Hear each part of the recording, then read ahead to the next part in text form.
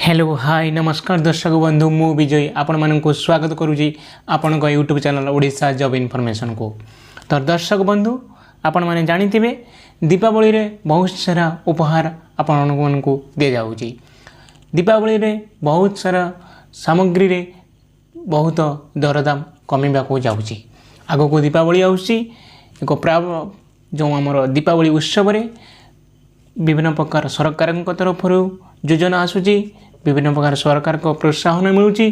ता सहित विभिन्न प्रकार जीएसटी रे मध्य आपण माने देखिथिले बहुत सारा सामग्री रु जीएसटी हार कमिगला एवं आपण को दैनंदिन जीवन रे जो किणुथिबा जिनिस सामग्री आपण को बहुत सस्ता रे मिलला।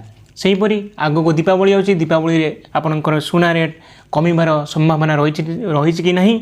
ता सहित जदि सुना किणिबार आपण इच्छुक अच्छे ताहले एई दीपावली आपण हुएत एक सुवर्ण सुजोग हो पारे।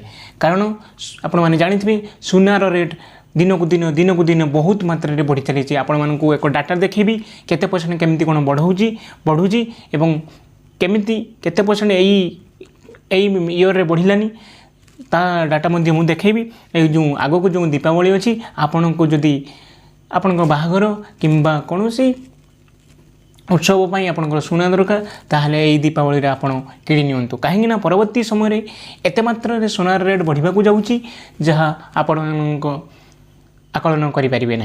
तो आज भिडियोटी आपण मानकर एई सुना रेट विषय रे अच्छी। तो चलतु बेसी डेरी नक भिडियोटी को आरंभ करवा और भिडियोटी को शेष पर्यटन देखु जहाँ फल आपण एक फुल इनफॉरमेशन पाइपर मो भिडियो रे। तो फास्ट ऑफ ऑल आम आज देखा सुना आजिर सुना दर केते। आजिर सुना दर देखंतु सुना दर रे निया भांगिला सबू रेकर्ड भांगिबा जाउची। सुना दर रे निया भांगिला समस्त रेकर्ड। 24 कैरेट सुना 1,25,000 टंका। एबे केते आजिर जो सुनार रेट होची 24 कैरेट जदि सुनार दाम होची 1,25,000 टंका एवं 22 कैरेट मूल्य जोटा रही सुनार दाम सेटा होची 1,13,800 टंका। बुझिपाले लगभग 12,000 टंकार डिफरेन्स रोचे। भुवनेश्वर रे दर छुईला आकाश। आमर जो राजधानी भुवनेश्वर रे सेठी मध्य आकाश दर सुनार रेट बढ़ी चली। 5 दिन में 5,000 बढ़िलानी सुना दर। 5 दिन में प्राय तो 5,000 सुना दर बढ़िलानी। आपण मैंने जानते दीपावली रे मु थंबनेल देजी दीपावली रे सुना रेट कमिबो। हाँ सियोर एटा कमिबो। आपण केमती कौन कमुची देखाइबी। आपण एबे आज जो सुना रेट को अच्छी किंबा जो सुना रेट वृद्धि केमती केते परसेंट ता विषय में आगे डिटेल्स दे सारे। तो कौन तापर रियलिटी कौन रही ता विषय में आपण मानू जनइबी। तो 5 दिन में 5,000 बढ़िलानी सुना दर। बुझीपार ना देखिपार तो केमती कौन बढ़ुची। अक्टोबर रे 4% वृद्धि रेकर्ड मास सबुठू रेकर्ड होची अक्टोबर मास। जो आमर यही अक्टोबर रे मंथली देख आम कैलकुलेसन करवा टोटाल हूँ 4% सुना दर बढ़ी जाइए। सबुठू रेकर्ड भांगी समस्त रेकर्ड एभली केबे भी हो नाला। गत 6 मास 30% बढ़ी सुना दर उच्च होती। माने गत 6 मास जदि आम देखू ताने 30% सुना दर बढ़ी जाइए। जदि आम 100 टंका 6 मास पूर्व था 130 टंका होती। जदि 1,00,000 टंका था तो 1,30,000 आपण होती। बुझीपार तो 30% सुनार दर बढ़ी चलती 6 मास। जोटा कि एप्रिल थिला हूँ 82,900 टंका एवं जेटा कि अच्छी 1,25,000 टंका जोटा कि 30% वृद्धि होती। सुना किणवा पूर्व चेक करूँ आज दाम।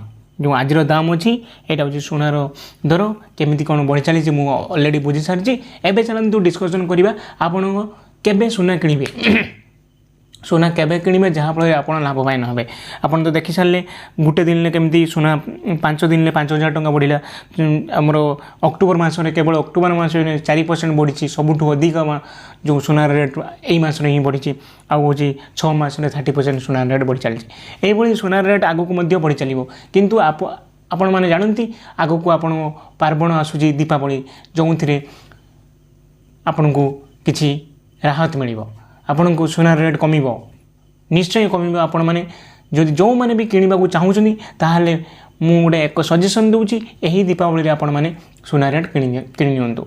सुना रेट कम जदि कमी जाऊँगी बहुत मात्रा ताने किणी नियंतु कहीं परवर्ती समय सुना रेट आकाश छुआ हम आउ कमिबार ना आ कमिबार नाम ना सुना रेट एमती बढ़ तो तेणुक जो मानकर बाहाघर कि जो मानकर किसी भी सुना दरकार तेल यही दीपावली रे सुना किणी नियंतु ये सुना रेट बढ़ आपण मैंने किपार परवर्ती समय बहुत असुविधार सम्मुखीन हे मुझे भावुँ आज जो भिडियो टॉपिक थिला जो सुनार दर एवं आपण कौन समय सुनार टी जदि आप किणवा चाहते तेने किणिले लाभवान हो मुझे भिडियो आपण मानक बुझे देती जदि किसी मन में डाउट रही है कमेंट बॉक्स कमेंट कर जनातु मुझे कमेंटर रिप्लाई देवी यही भिडियोटी को शेष पर्यंत देखि आपण को बहुत सारा भल पाइबा एवं यही आम भिडियो को देखु था keep supporting keep watching please like share subscribe कर दिंतु यही अपडेट जेन्युइन इनफॉरमेशन पाइबा